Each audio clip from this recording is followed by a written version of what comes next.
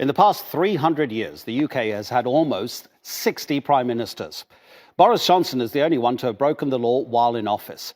Fined by police 2 months ago for flouting a coronavirus lockdown, he himself had imposed on the country.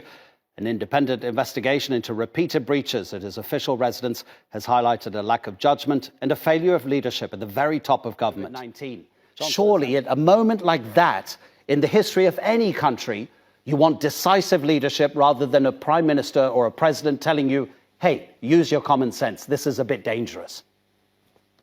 Yeah, I think the point in terms of, regarding political leadership, I think the British public accepts that political leadership often includes an element perhaps of bad behaviour and are therefore more tolerant of that than they might be elsewhere.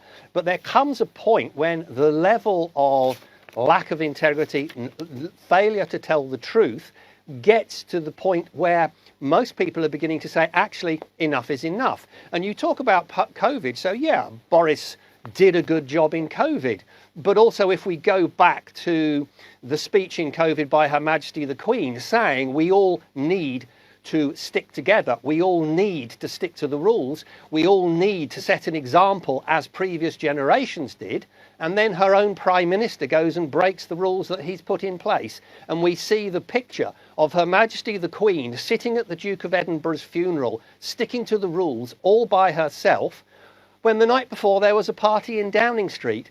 That is intensely personal for the British people generally, let alone those people who couldn't say goodbye to their dying relatives because of the COVID rules.